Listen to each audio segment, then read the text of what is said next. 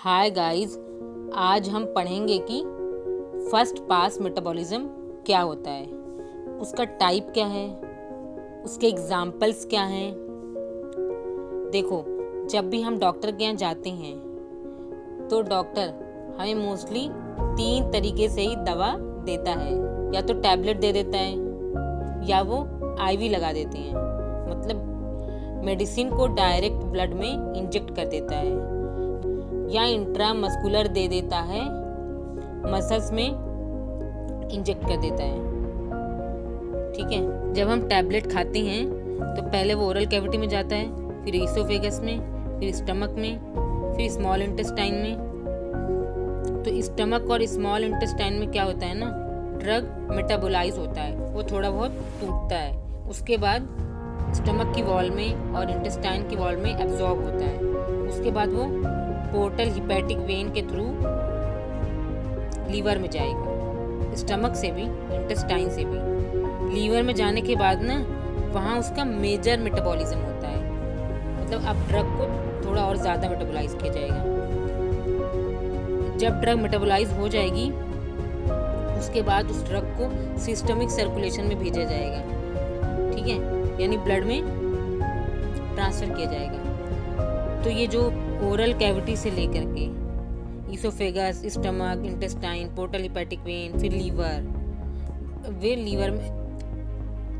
Liver में metabolism होने तक का ये जो पूरी प्रोसेस है, ये जो पाथवे है, इसको कहते हैं फर्स्ट पास मेटाबॉलिज्म, ब्लड में एब्जॉर्ब होने से पहले। अब इसको डिटेल में डिस्कस करते हैं। मान लो हमने ड्रग ली, वो माउथ में गई, उसके बाद ईसोफेगस में आई, फिर स्टमक में आई, ठीक है, और इंटेस्टाइन में आई। अब स्टमक के एंजाइम्स ड्रग को डाइजेस्ट करेंगे, मेटाबोलाइज करेंगे, कैटाबॉलिज्म, एनाबॉलिज्म होगा। उसी तरह इंटेस्टाइन के जो एंजाइम्स होते हैं, जिसमें CYP3A4 एंजाइम है, एस्ट्रेज एंजाइम है, और भी डिफरेंट एंजाइम होते हैं जो उस ड्रग पे एक्ट करेंगे और उसको कैटाबोलाइज या एनाबोलाइज करेंगे, ठीक है। जब स्टमक में और इंटेस्टाइन में मेटाबॉलिज्म हो जाएगा तो फिर वो पोर्टल हिपैटिक वेन के थ्रू कहाँ जाएंगे, लीवर में जाएंगे। जब लीवर में जाएंगे तो हमको पता है कि वहाँ पे मेजर मेटाबॉलिज्म होता है। तो ये मेटाबॉलिज्म जो है ना, ये 2 फेज में होता है लीवर में। फर्स्ट फेज में क्या होता है, फर्स्ट फेज में ड्रग के जो मॉलिक्यूल हैं उनको ऑक्सीडेशन होता है, यानी कि इलेक्ट्रॉन को मॉलिक्यूल से निकाला जाएगा, या फिर हाइड्रोजन रिलीज आउट होगा, या फिर ऑक्सीजन का एडिशन होगा मॉलिक्यूल में, या फिर रिडक्शन होगा, यानी कि ड्रग के मॉलिक्यूल से ऑक्सीजन रिमूव की जाएगी, या ड्रग के मॉलिक्यूल में इलेक्ट्रॉन, हाइड्रोजन ये ऐड किया जा रहा है, या फिर हाइड्रोलिसिस होगा ड्रग के मॉलिक्यूल का। ड्रग के मॉलिक्यूल को वाटर की प्रेजेंस में ब्रेक किया जाएगा।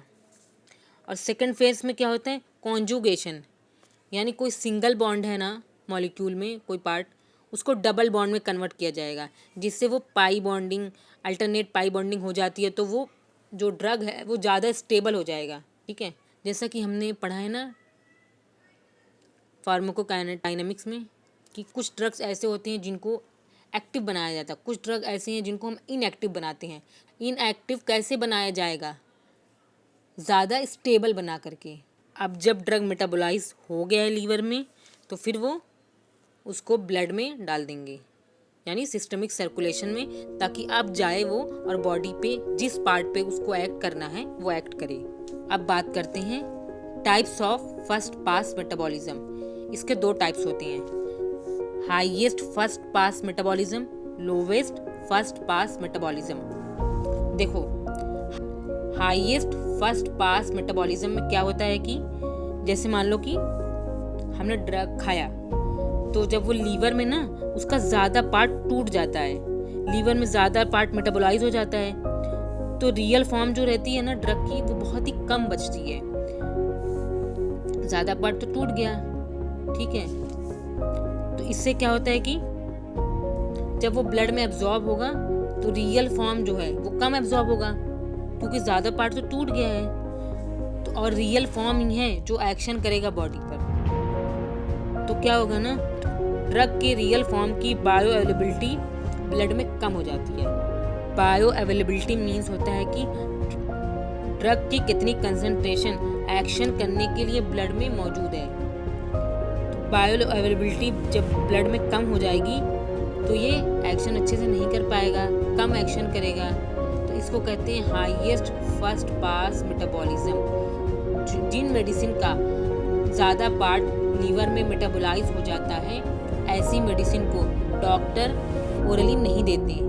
इसीलिए आपको याद होगा या आपने देखा होगा कि जब भी हम डॉक्टर के यहाँ जाते हैं, कुछ मेडिसिन ऐसी होती है वो जब हमें लगाते हैं आईवी के थ्रू, हमें बहुत पेन हो रहा होता है, लेकिन हम कितना भी डॉक्टर को बोले कि बहुत पेन हो रहा है, बहुत डिस्कम्फर्ट हो रही है, लेकिन वो तब भी हमें आईवी ही देते हैं और वो कहते हैं कि नहीं, इसके बगैर नहीं चलेगा, ये मेडिसिन इसी तरह ही दी जाती है।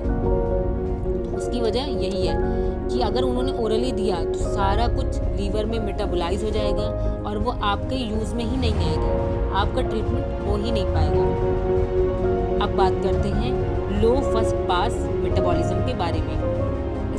इसमें क्या होता है कि ज़्यादा पार्ट ड्रग का लीवर में मेटाबोलाइज नहीं होता।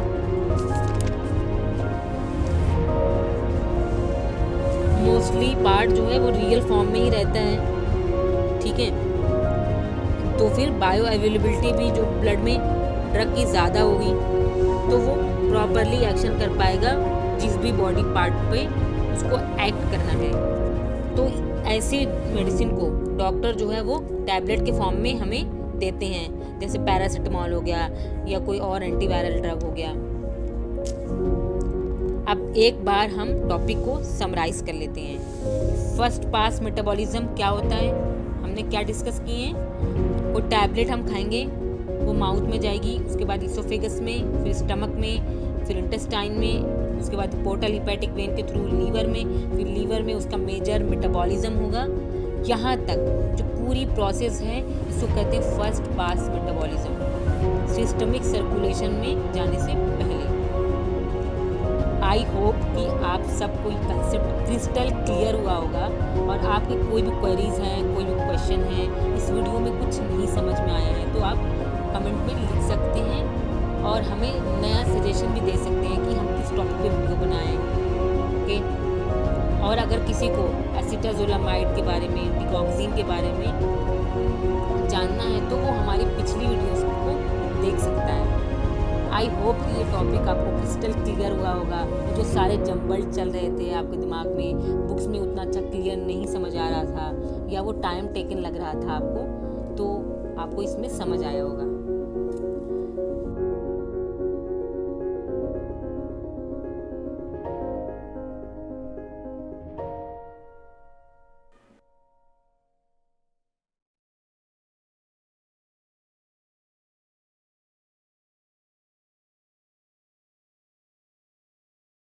That's for today's guys. I hope कि नेक्स्ट वीडियो में हम फिर मिलेंगे। Signing off.